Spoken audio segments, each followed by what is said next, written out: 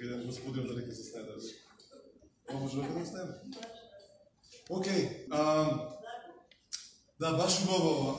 Барем мене ми убаво, не знам за вас, што сме тука, што сум тука, што сме заедно тука и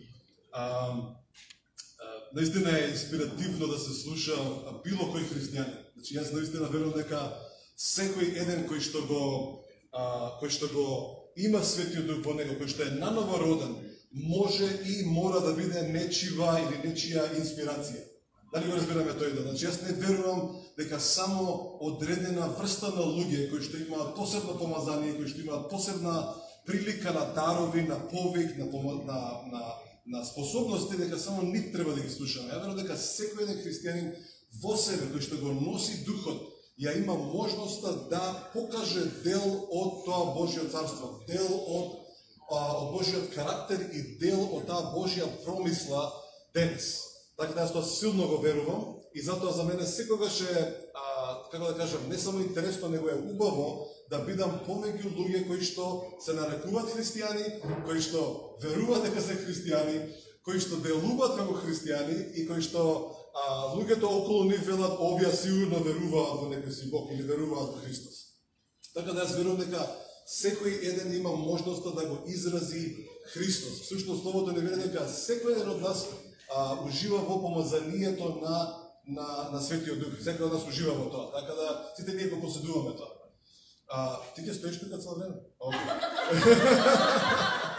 Па не знам, мислам да не се тргнем. Не дека јас шетам за тоа, мора да мрда од камерата. Океј, ќе штам тука. Може ли само да се молам на кратко? Некако од кога почнавме имаме некоја посебна инспирација за поготово за луѓето што следат на Facebook. Не знам зошто.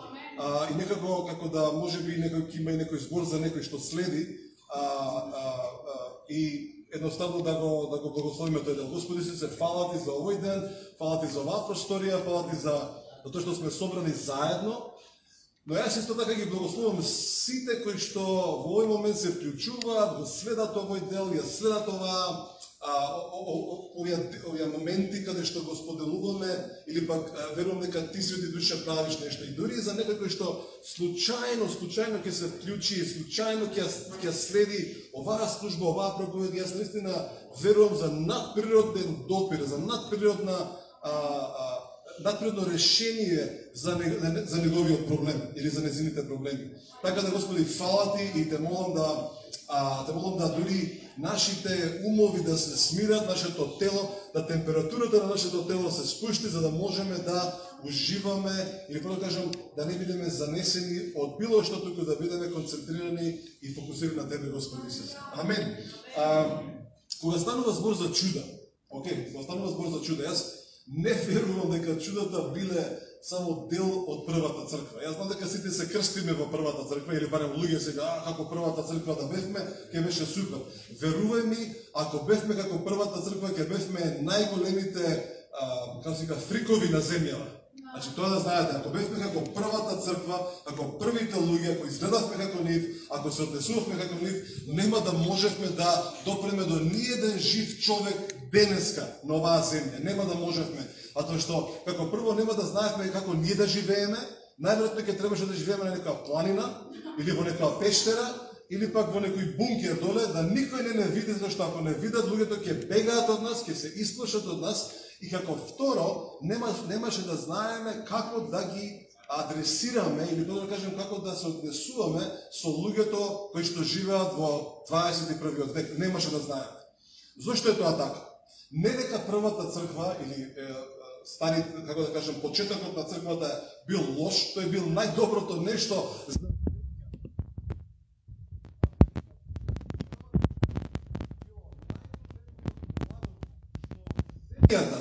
луѓето, просторот во тоа време можел да го искуси и да го доживее.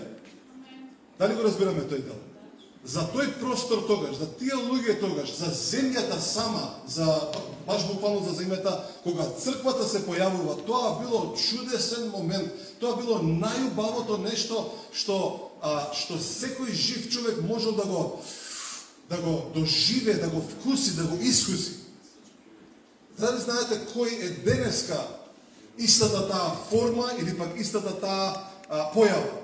Тоа си ти и јас. Јас и ти сме таа појава и на истиот начин кога црквата се роди, кога црквата се појави, кога црквата се манифестираше, кога црквата стана активна, истата таа радост, што неверните луѓе ја имаа, луѓето во исчекување ја имаа, земјата сама ја има, затоа што словото ни вели дека самата земја, кога велам земја, не мислам на Македонија или нека друга земја, самата земја, самото тло, самата почва повикува и побарува да синовите Божи се манифестираат.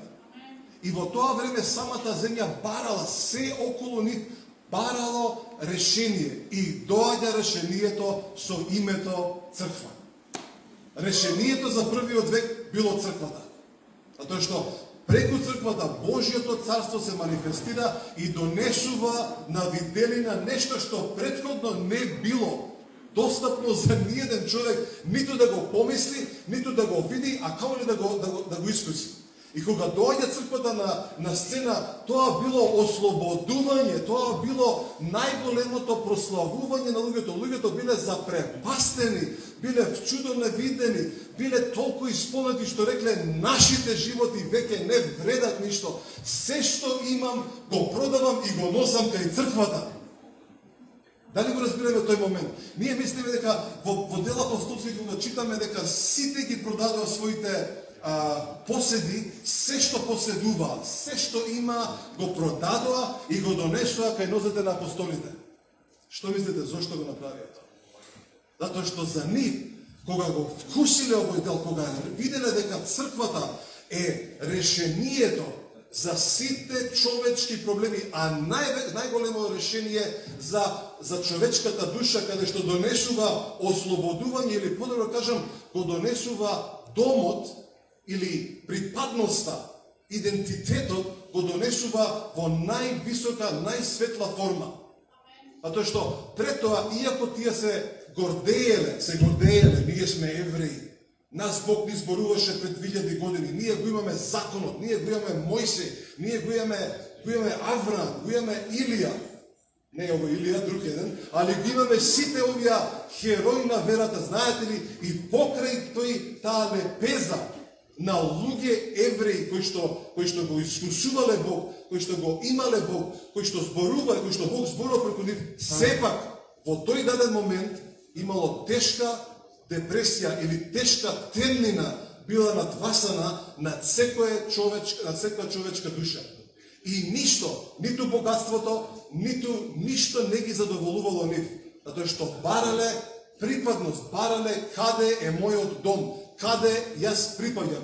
Истиот начин, денес имате луѓе кои што се удираат у гради, може удираат и глава у вид, и ние сме македонци. И тоа е добро, да имаш некаква си припадност на некоја нација, на некоја група. Тоа е добро, до одреден момент, до одредена мерка.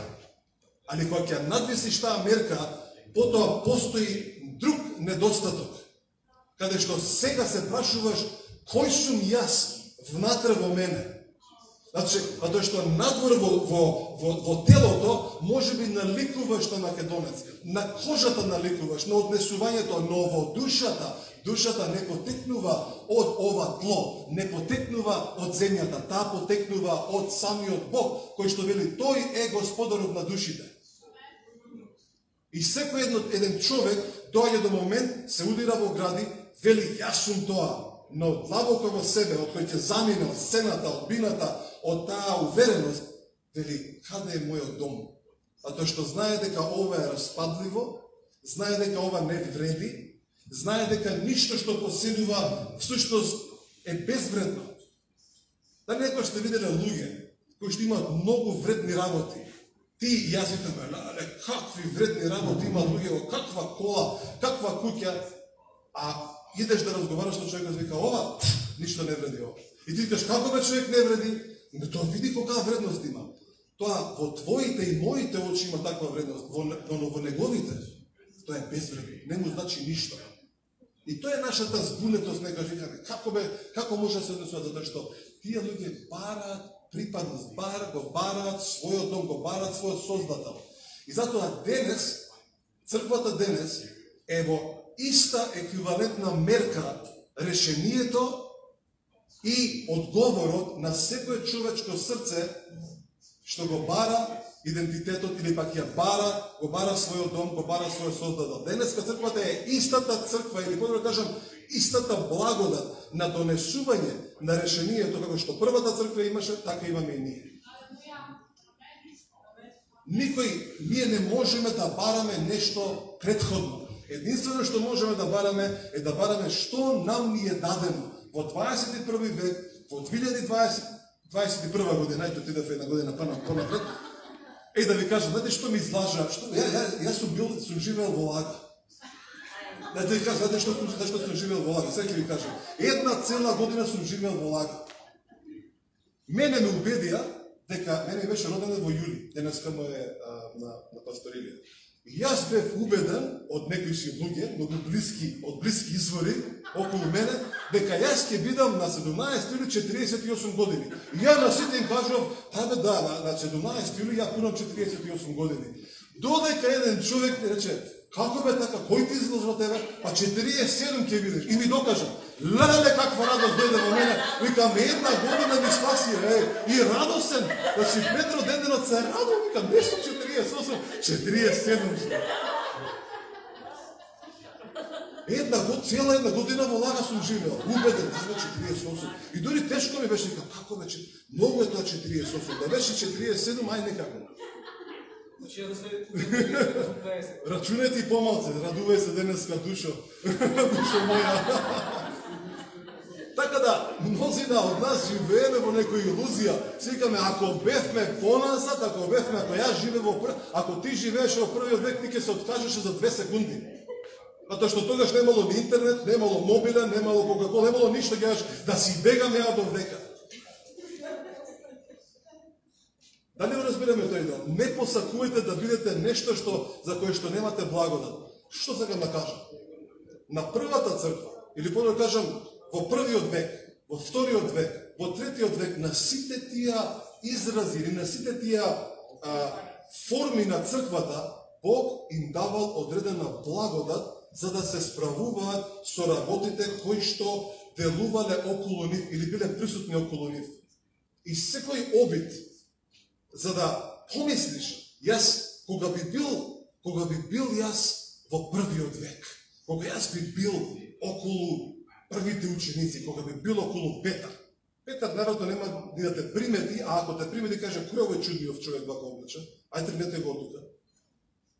Дали ме разбирате? Значи, ако ти помислиш, кога јас би бил покрај Исус, кога ја би го слушал него, па таму имало јадници луѓе околу Исус. Од кој сакаш да бидеш? Од тие 1000 луѓе? Еден од нив? Па словото не вели дека го напуштија сите. Дека остана само 12. Сега прашањето е, сакаш да бидеш како тие 12? Сакаш да бидеш како нив? Си прочитал историски што им се случило на нив? Како завршиле, како живееле? Сакаш да бидеш таков? Не, јас сакам да имам многу модерен да бидам, да имам се околу мене, се да ми биде подмирено, да си имам куќа, да си имам пензија и така да си живам, ама да бидам како не знам, ај одберете еден, како Андреј, например. Андреј. Не знам зашто Андреј, денеска името Андреј ми се мота, ако има некој Андреј, јави се. Не твојот тато, некој друг. Да бидам како Мати, да бидам како Петар да бидам. Па вие сте читали како ги убиле нив? Сте читали ли како били убиени луѓето? Сте читали ли Тимотеј како бил убиен? Како били измачувани? Сте читали за Јован? Леле, Јован, ако можам да бидам како Јован, да се подпирам на срцето, па да го слушам чукањето и некој читаш нека поезија, тamo некој филм. Тие страдале, тие били убивани, тие немале нешто решено им било стамбеното прашање, па сега можеле да се движат наоколу, знаат кај ќе се вратат. Они немале решено стамбено прашање. Нивното стамбено прашање било присуството на Исус. Они не барале, они знаеле дека има место кој што го бара и кога го најдоа, каде го најдоа? Во Исус. Они велат, ова е мојот дом. Мене не ми интересира ништо друго. Имам куќа, продаја куќата, дај ги пари дека ја постоливе. Ти си решението. Ти како црква, ние како црква сме истото решение како што беше пред 20 века, истата благодат. И прво кажам, по-различна благодат ни е дадена на нам, за да се справуваме со денешниве проблеми, со денешниве луѓе. Оно што ти и јас треба да бараме, да гледаме, не е да бараме, видите, некој ме праша, јас проповедав некаде и велам, погрешно прашање е следно. И луѓе го слушаат, што ќе кажа Зоран овој паметниот. И велам, немојте да го прашувате Господ, Господи, што да направам за тебе? И тие се шокираат си. Вика, па како може тоа така? Вика, па кој е правилно прашање? Дали ако тоа е погрешно прашање, дали да прашаш Господи, што да правам за тебе? Или што да направам за тебе? И јас од искуство ви кажувам дека од 100 пати прашано такво прашање, мене Господ само еднаш ми одговори. На такво прашање. Значи 100 пати сум го прашал Господи, што да направам за тебе? И само еднаш ми кажам, едно нешто. А 99 пати мене нема одговорен. И сега си викам, под искуство ви кажам, дека ако го прашувате Господи, што да направам, тој нема ти одговори. Ќе биде како да чути. А тој свори не чути. Ама така тебе ќе ти изгледа. И сега викам, сега да ви кажам што е правилно прашање. Правилното прашање е следно. Господи Исусе, која мерка на благодат си ми ја дал во овој момент, во овој период, да јас делувам преку нејзе? И кога ќе ја видам таа мерка на благодат, ја по мерки ги, или по такви врсти на премерување ги го гледам животот. А тоа што постои благодат, кој ќе бидеш дете, трчаш, рипаш, скокаш, ништо не ти е. Јас сега да рипнам, ја мислам 2 коски ќе скршам. Сакам да кажам, кога си како дете, ништо не ти е. Рипаш од цреши, од не знам што, еден комшија мој отиде цреши да бере, да скрши клучната коска. Значи, од берење цреши, добро, беше пијан, ама како и да е. Значи, не се берат цреши на стари години. Али кога си мал, што сакаш пред ти, ништо не ти фали. Имаш благодат да правиш одредени работи. Кога ќе дојдеш во момент да бидеш тинејџер, ти колку и да мислиш дека сакаш да бидеш уште помлад, не можеш, затоа што дошло времето и постои одредена благодат кога ќе бидеш тинејџер, кога ќе бидеш 18 години. Дури и самиот светски систем ти вели, сега ти си способен да одлучуваш. Можеш да гласаш, можеш да имаш лична карта. Да, можеш да возиш, можеш да се мажиш, можеш да се жениш, можеш да подпишуваш, али можеш и да идеш на затвор. Така да постојат многу работи кои што ги добиваш, кои ќе напуниш 18 години. Така, претходно не си можел да ги правиш. Зашто? Немаш благодат. Дури и овој свет препознава, до тука овој не може, али од тука може. И така со Божјото царство, така и со тебе и со мене. Постои благодат кога си дете, постои благодат која ќе станеш повозрасен. Павле вели во 1 Коринтијани, да не зборам многу брзо никој. Ајде, окей. Втора брзина. Павле вели во 1 Коринтијани 13 глава. Можеш ли да се снабдиш некој со тоа технологијата? Или ти си од првата црква? Окей, значи 1 Коринтијани 13 глава вели вака. 13 глава мислам дека е 10 стих. 10 и 11, тука некаде, ќе го најдеме сега. Павле вели вака, кога бев дете, размислував, тоест вели вака, зборував, сега малку парафразирано, али ова го вели, зборував како дете, размислував како дете, просудував или расудував како дете, но кога го оставив детинското, што сака да каже, кога ја оставив таа форма на живот, да бидам дете, и кога станав зрел, возрасен, веќе не го правам тоа. Така, колку мина во Македонија ги слушам, да можам да се вратам да бидам дете. А тоа е најглупото барање што некој човек може. Ти биде чудно. И ти биде не, ќе ти кажеш што барам ја века. Има такви филмови. Човек се враќа, тој на 40 години се враќа во форма на дете. И чудно му е. Не се снаоѓа. Вика, што зборат беојасите? Просто зборат. Или толку детски зборува. Така да нема ти одговара. Она што Павле говори кога бев кога бев дете, вели спорував, размислував и расудував. И тоа е типично за деца. Значи тоа е типично за дете. Децата што прават? Зборуваат. Тек после може би размислуваат што кажаме. Претходно не размислуваат. Не почнале да размислуваат. И тек на крај викаат, леа, ова добро беше или лошо беше? Не сум сигурен. А додека возрастен човек, кој што го оставил детинското, кој што рекол, оваа благодат ми беше додека бев ваков. Но сега имам друга благодат. Сега друга мерка на благодат ми е дадена. Сега сум зрел човек. Веќе не можам така да зборувам. И зрелиот човек што прави? Не приметете. Седнете со мудар човек. Седнете со возрастен човек. Седнете со искусен човек. Што прави тој? Ве слуша. А вие само зборите нешто. Тој ве слуша. Тој многу ретко да каже нешто. Тој те слуша цело време. Те слуша и што прави? Расудува докај ти е паметот. Расудува што да ти каже и што да не ти каже. Да не те навреди, да не вземеш да ти да плачеш, па марамчиња, па не знам што. Па тек после, од кој ќе расудува, размислува што да ти каже и што ќе биде најдобро да ти каже. И на крај, може би, ќе ти каже една и две реченици. И ти кажеш, леле, мудар господар, или мудар пријател. Така да зрелиот човек не збори најпрво. Јаков вели, тој што зборува многу лесно може да сгреши. Многу лесно греши. Зашто? Бидејќи не ги пази зборовите. Додека мудриот човек бара од длабочините на мудроста, бара кои зборови да ги одбере. Да ти помогне на тебе, да ти даде решение, за да не бидат залудни зборовите. Туку да бидат полезни.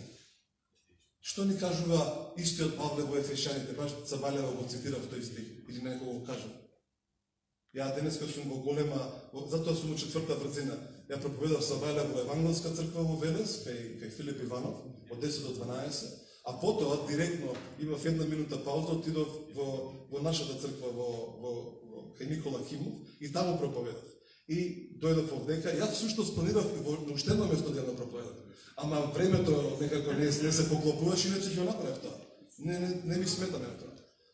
И затоа сум така малку со некој адреналин, 4-та брзина возам и моја каква 4-та, 7-ма. И кај застанав? И велам Ефесјани 4:29. Што вели Ефесјани 4:29? И видите, Ефесјани 4 глава зборува за служење.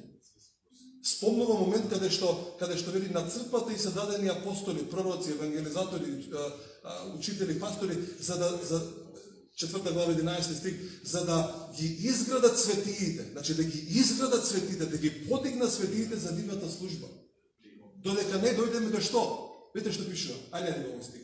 До зрелиот човек. Еве ви го зрелиот човек.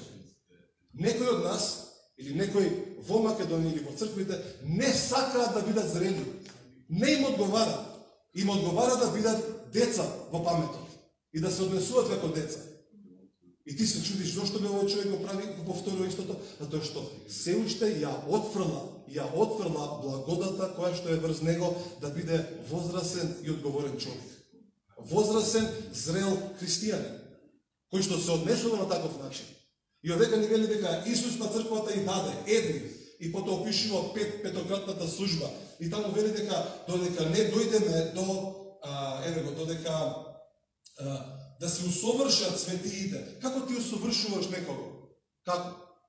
Овека ни зборува дека со зборови ги усовршуваме луѓето. Со проповеди, со грижа, со делување на начин на кој што овие 5 делуваат. И вели целта на нивното постоење е да ги усовршува, да те усовршува тебе и мене. Додека и како што се усовршуваме во што?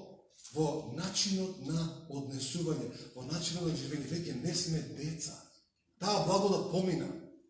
Некој од вас, дури ако сте постари, морате да разберете дека благодата, нели кажа тетка Вики дека на 40 години нели се раѓа, може и понатаму, али во основа повеќето луѓе нивната благодат да имаат деца завршува во одреден период. И тој е на едноставен начин. Нели, се зимаат, имаат деца, 1, 2, 3, 5, и после некое време, таа благодат веќе завршува. И сега што доаѓа? И таквите родители можат да жалат, да плачат, да кажат, цокаме, тоа беше најубавото време. И да пропуштат, да ја приметат благодата, да бидат дедовци и баби на нивните внуци. Да ја пропуштат благодата, да уживаат во тоа. И наместо да речат, ова беше најдоброто време. Не, заборави на тоа. Тоа било најдобро време за тогаш. А тоа што си ја чувствувал благодата, си ја гледал благодата, дадена за тоа. Но денес имаш друга благодат. Ова е само една аналогија, едноставна споредба како да ја приметуваме благодата. Видете, до 26 јануари 2019, така беше Илија. Значи, до тој момент, ја и Ребека го чувствувавме бремето да бидеме пастори. И ние размислувавме како пастори, се грижевме за луѓето, зборувавме на таков начин, сето тоа што го правевме. И во еден момент, благодата дадена да се однесуваме како такви, си застана. И беше дадена или пренесена на некој друг. И од тој момент ја не го чувствувам истото бреме, истиот начин да размислувам како што они двајца се го чувствуваат. Јас сум си сега слободен човек. Алелуја. Да не го разбираме овојте? Значи, амин, да. Значи, сакам да кажам, сега, иако јас сум дел од црква, иако јас сакам црквата, и како што реков еднаш, јас сум одлучил да го потрошам мојот живот за изградување на црквата, ја немам истата мерка, не на сочувство, него на концентрација. А тоа што сега имам ја, едноставно друга благодат ми е дадена сега, за нешто друго, за поразлично нешто. И на таков начин јас ја приметувам таа благодат. И сум слободен да функционирам во таа благодат. Во твојот живот можеби си бил, не знам, можеби си бил инженер, или пак можеби си работел во, не знам, во хотел некој, или пак во некоја фабрика, и одеднаш престанува тоа. И ти можеш да кажеш еднako, ми дадува отказ, или јас се откажам. Или пак, можеш да кажеш, најверојатно Божјата благодат, за да функционирам во ова, се собра, се исполни. И сега, од овој момент, друга благодат ми е дадена. И ако се обидуваш истото да го правиш, пак да се вратиш назад, нема да биде успешно. И ќе бидеш фрустриран, љут, и ќе викаш на Господи, Господи, што да правам? А тој ќути. Зашто ќути? Тој ствари не ќути, него веќе ти дал што да правиш, ама ти пак сакаш да бидеш на старото. Пак сакаш да бидеш дете. А не може. Нема враќање веќе назад. Затоа што нова благодат ти е дадена. А ова ми беше само како мал вовед. Тоа и него ни планирав да го објаснам. Да имам други стихови, ама убаво да се слушна, дали? Приметија, или ако веќе го прашуваш Господ што да правам, редефинирај го прашањето. Кажи му, Свети Душе, каква благодат ми е дадена на мене сега, во овој период? Во овие наредни 3, 5, 10 години, 20 години, каква благодат мене ми е дадена? И во согласно со твоето разбирање на благодата, ќе имаш откровение и мудрост и разбирање. Некој не ми верува дека ова вистина. Најди ми го Колошаните, прва глава, нека е 6, ама 7-иот објаснувам, 6 стих. Колошаните, прва глава. Колошаните е прекрасна книга, чудесна. Не можам да ја споредам со Ефешаните, ама првите две глави се боли глава, што викаат Скопјани. Вели вака, одиме кај 6 стих. Или ајде читаме од трети. Океј, читаме од трети и стигаме до моментот кој што каза го објаснам.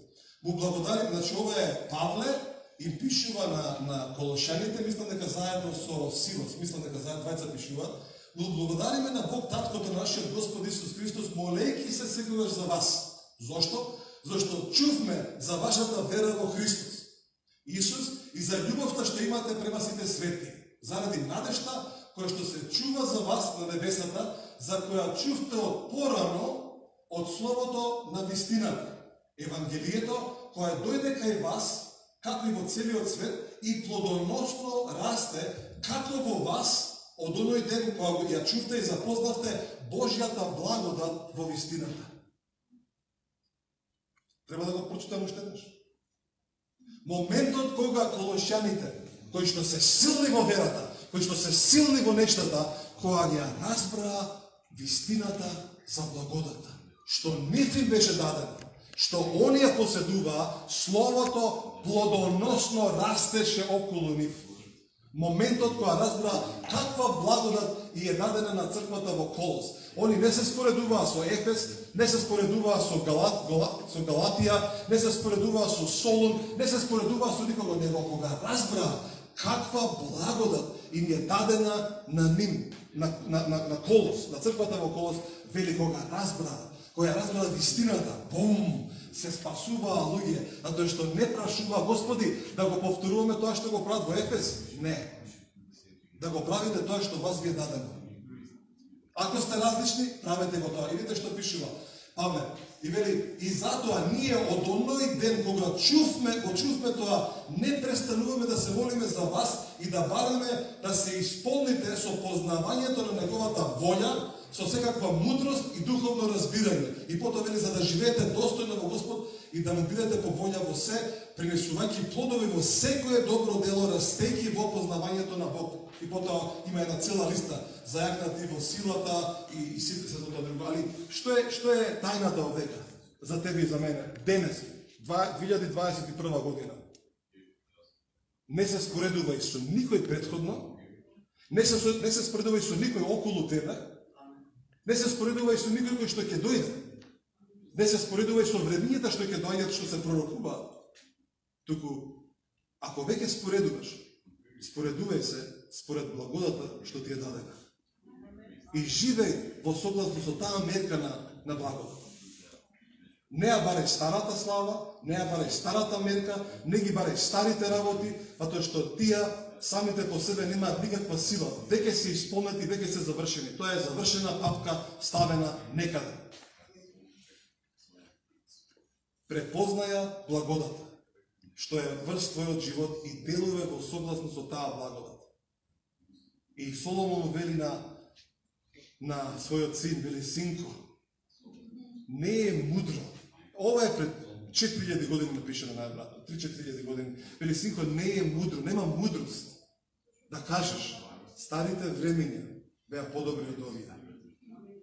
И ако некој каже, але пред 3 години, па ова е катастрофа сега, барем пред 3 години, барем пред 2 години, можевме, не, и сега можеш.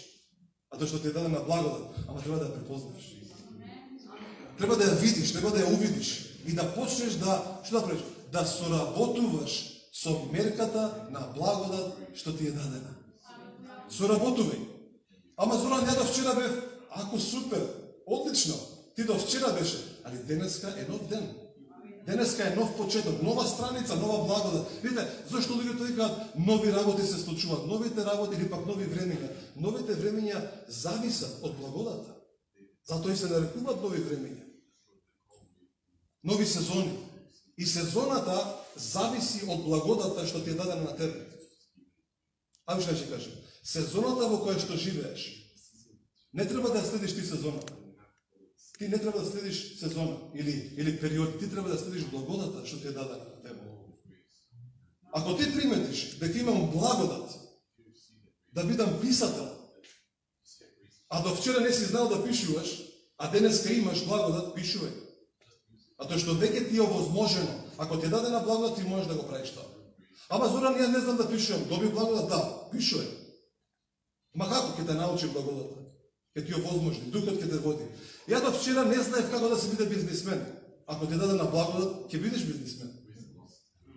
Ама ја до вчера бев грешник. Јако бе, денеска се спаси, денеска си нов човек. Си доби благодат за спасение. Затоа што по благодат сте спасени. За да бидеш спасен, потребно ти е благодат да добиеш за спасение.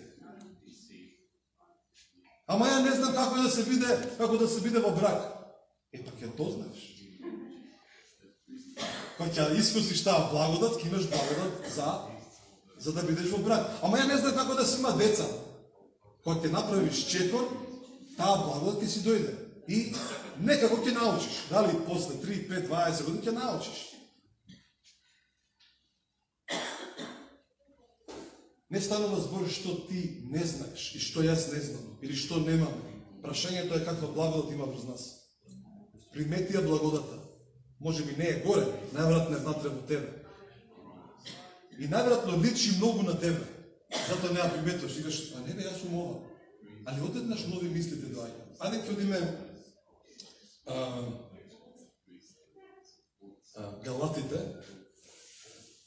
Галатите 6 глава. Ме следите луѓе, тука сте сите. Добро ви е. Ја мислам дека требаше нека вода да се донесе или ќе донесе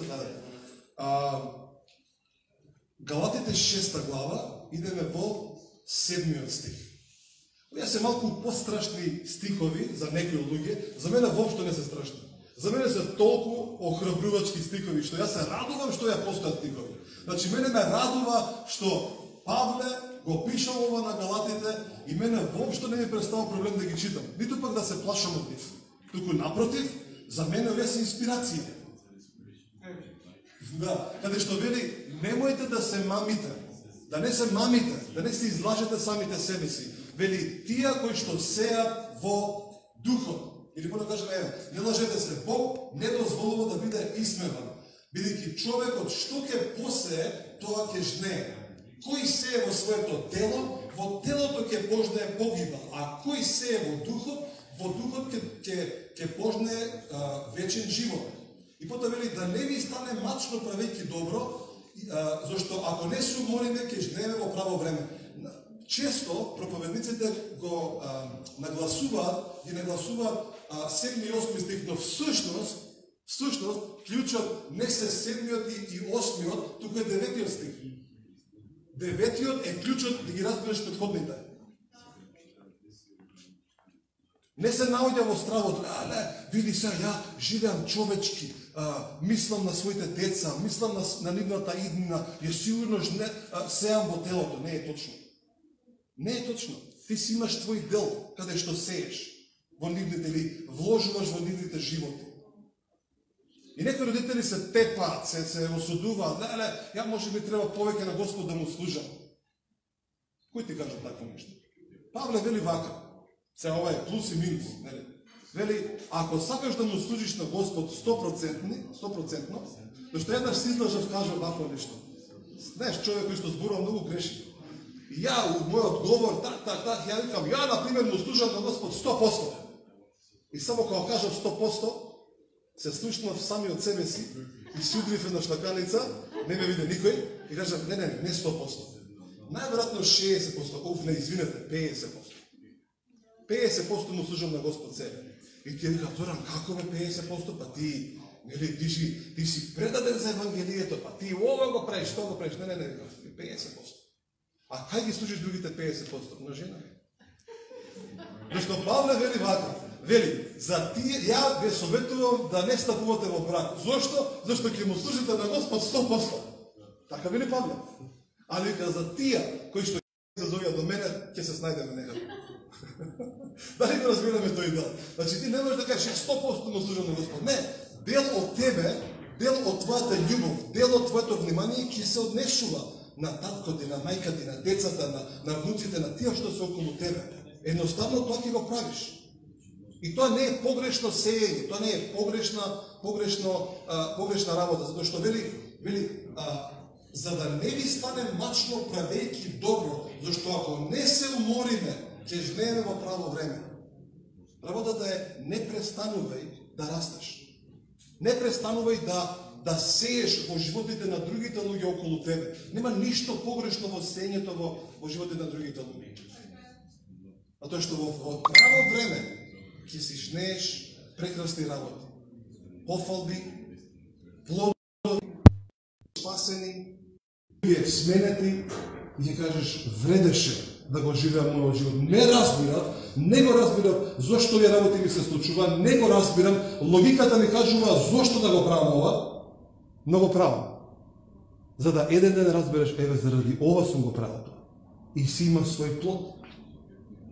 А тоа што ниеден кој што сее во духот не може да биде исмеан. Не може да биде заборавен. Не е можно тоа. Тоа е невозможно. Јас си го држам тој принцип и мене тој принцип некогаш ме плаши. Затоа што знам дека што и да направам, дали е тоа давање на пари, дали е тоа давање на време, тоа веднаш доаѓа назад. Вие некои од вас ги знаете моите истории за возилата, за колите, за мене ме плаши јас да подарам нешто, тоа што следниот момент доаѓа нешто друго. Ја искрено ме плаши тоа. Како јас си го оправдам во твоите очи тоа ја што го имам? И веќе престана да го правдам, не ме интересира, кој сака нека мисли, што сака нека мисли. Она што ме интересира е како јас да му служам на Бог и како да им служам на луѓето околу мене. И не сакам да се споредам со никого. Ама тој вози фиќо, значи Божи благослов во фиќото. И нека трае 100 години. И нека не се расипува. Ама тој вози Мерцедес, Божи благослов во Мерцедесот, никогаш да не се расипе. Да го вози 100 години. Ама тој вози нека многу скапа кола. Дали го разбираме овој? Значи, мене не ме интересира тоа веќе, не ме интересира споредбата. Она што ме интересира е каква благодат имам врз мојот живот, да можам во таа благодат да му служам на Бог и да им служам на сите околу мене. И да не се заморам да правам добри работи, а тоа што во своје време ќе си доаѓа плодот. И луѓето можеби, видите, јас не очекувам да секој, и немојте да очекувате да секој да ве разбере кога вие им проповедате. Не го очекувате тоа. Јас се наоѓам сами од себе си, 6 месеци дека ми збореше за Исус секој ден, ништо не разберав. Сиромашкиот Александар, 6 месеци. Секој ден. Што е ова? Еднаш ќе ми објасни, прост човек, ништо не разбираш. Уште еднаш објасни ми. Уште еднаш зорам. Уште 5 пати, уште џабе, 1000 пати да ме објасни, не го разбирам тој ден. Но, фала му на Господ, што кликнало некаде, после 6 месеци. И што може да го прифатам Исус. Но сепак и тоа е благодат, затоа што таква благодат дошла врз мене. Благодат за што? За спасение. Така да, препознавајте благодата врз себе и врз другите луѓе. Врз себе и врз другите луѓе и не се жалете. Вода ми даде, добре. Уште колку имаме? Уште 5 минути? Или 5? Максимум? Окей. Ќе ви кажам само една сторија која што може би ќе ве охрабри, да зборуваме за чуда. Еден човек кој што не го познавам лично, го немам запознаено, ми праќа порака. Еднаш ми прати порака, ме канеа во една црква во Бугарија да проповедам и сега ќе идем на крајот на месецот. И он вика, Зоран, да дојдеш да проповедаш, и човекот ми пишува со големи зборови, дури преведол од Google на македонски, нели, демек да не го разберам. И вели, здраво. И после 2 недели, после 3 недели, истиот овој човек. Само го знам по име. Ми пишува вака. Вели, Зоран, вчера, тоест денеска се бавила, ми се роди вториот син. Ми го кажа по име. Вели, но бебето има проблем. Не може да диши. Едноставно, и ми покажа слика. Значи, ова се случува у моментот. Како да кажа, моментално. И вели, има проблем, докторите не можат да најдат што го спречува неговото дишење. Ми покажува слика на модро бебе. Целото модро не може да диши. И во тој момент, кога ми покажува сликата, јас барам од духот и ведам, Свети Душе, зошто ова бебе не може да диши. И во тој момент, како некој си доктор, како некој си хирург, гледам каде е проблемот. Буквално гледам каде се наоѓа. И велам, во името на Исус, јас го испратим овој збор на вера, да тој проблем што јас го гледам во тука, во овој дел на стомакот да се ослободи и да тоа бебе почне да диши правилно или целосно. После неколку часа, и дали беше вечерта, истиот тој човек рече, слава му на Господ. Нешто се случи. Бебето диши совршено.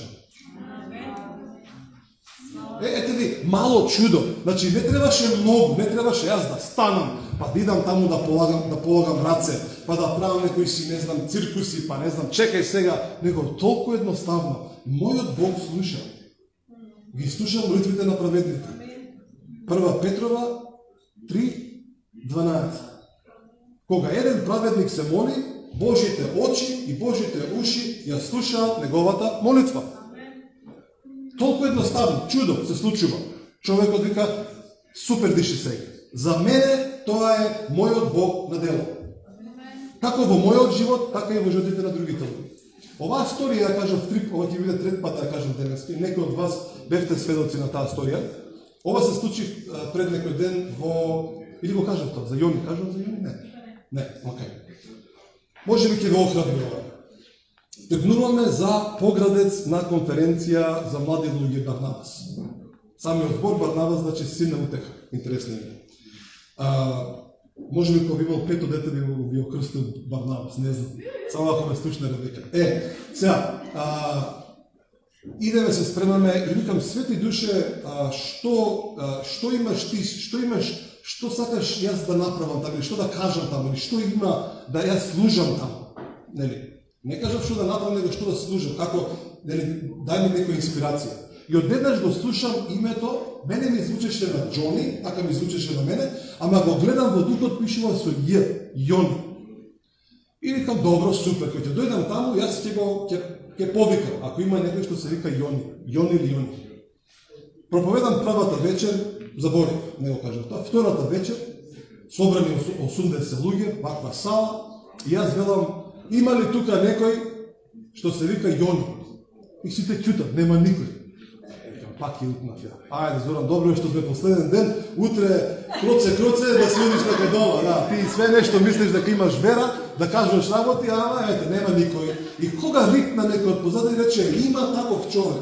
Викам, каде? Рече, спие. Како бе спие? Вика, тоа е бебето, 4-месечно бебе, кој што беше најмалиот, како да кажам, дел, член на учесник на таа конференција. И вика, бебето спие. Викам, тоа ли е, бре? Плаче непрестанува. Беше доле под нас. Цело време плачеше. Викам, дај ме некој го заѓути тоа дете, доста више плаче.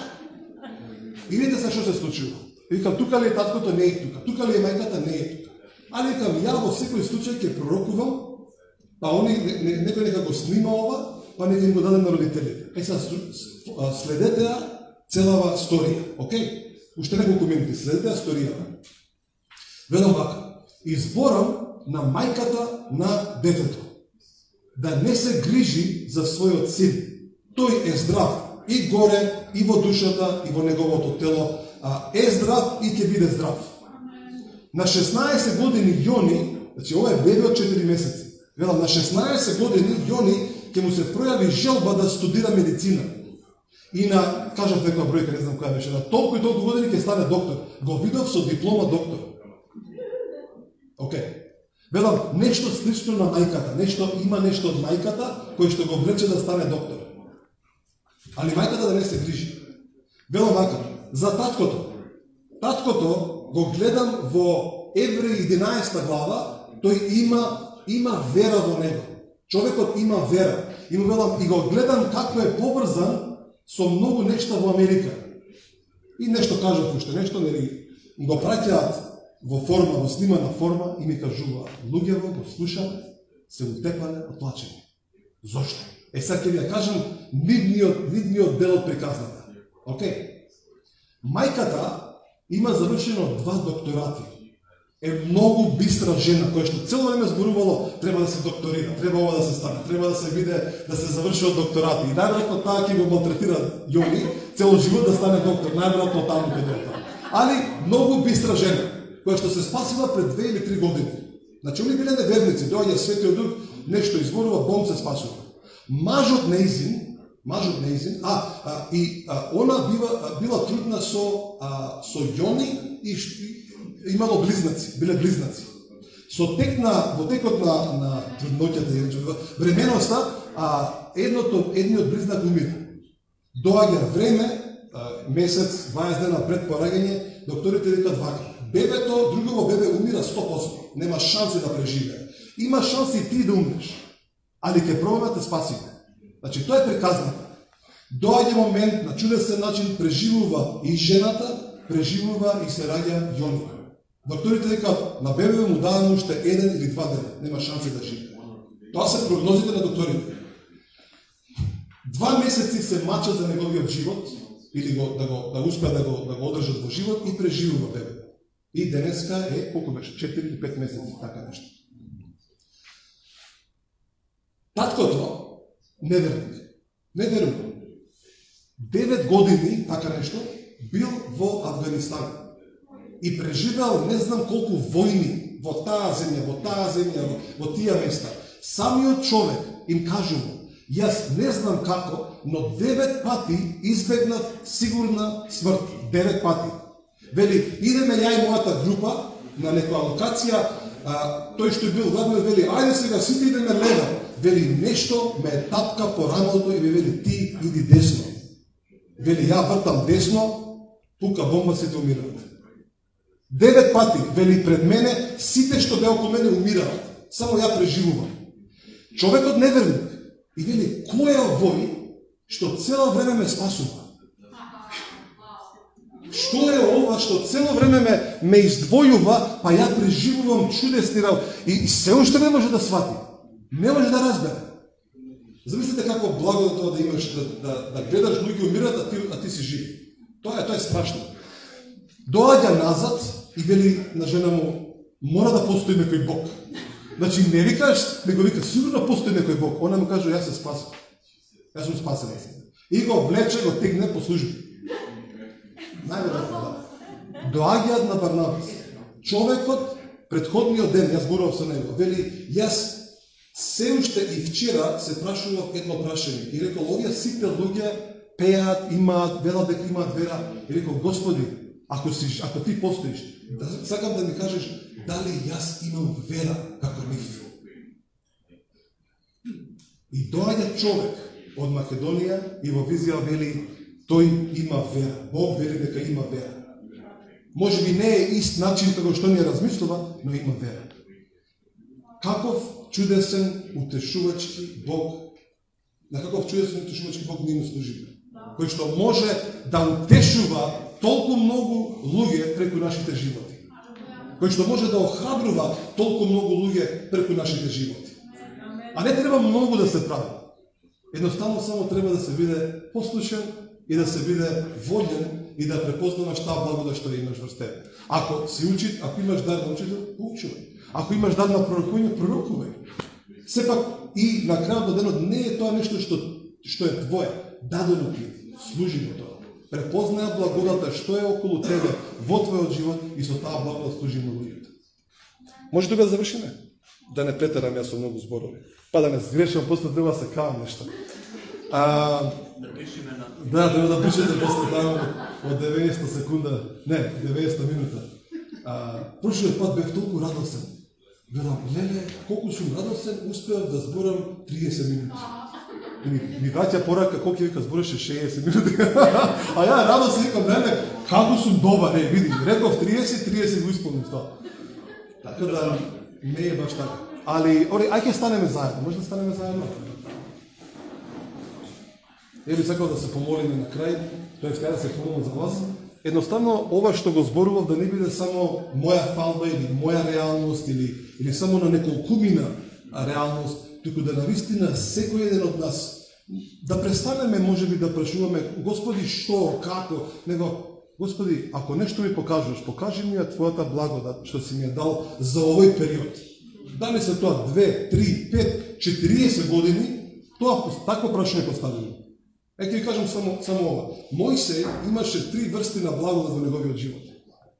3 специфични и раздвоени една од други благодати.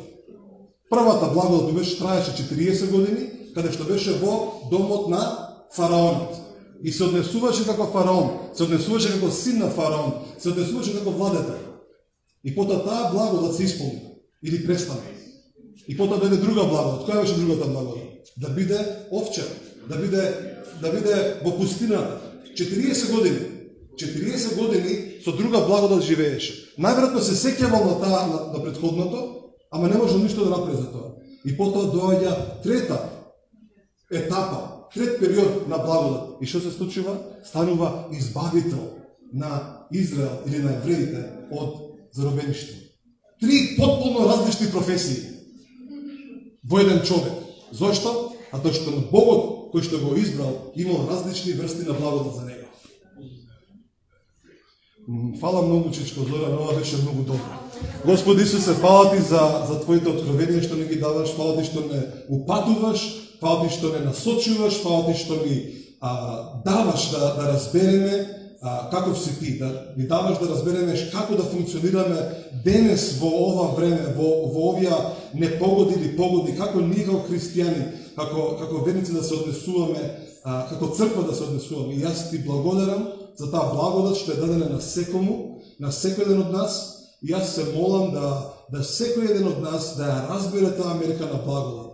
Како и да изгледа, како и да има чувство на таа, како и да мириса таа благодат, како и да биде таа благодат, да ја можеме да ја препознаеме и да действуваме заедно со нејзе, заедно водени од Светиот Дух. И затоа јас го благословам секој еден човек во оваа просторија, секој еден човек во црквата во Македонија, да наистина растеме во твојата благодат и да растеме во познавањето на Тебе, Господи Исусе. И затоа јас го ослободувам и дури од новиот почеток. Денеска е 1.8, самата осмица представува нешто ново, некаква исполнетост, нешто чудесно, нешто богато, нешто во изобилие. И нека изобилието на благодата, која што ти си ја спремил за нас, наистина нека биде во нашите животи присутна и да можеме да те вкусуваме Тебе, Господи Исусе, и да го покажуваме Твојот карактер, Твоето лице, Твојата намера за сите луѓе околу нас. Во името Исус. Амен, амен, амен. Океј.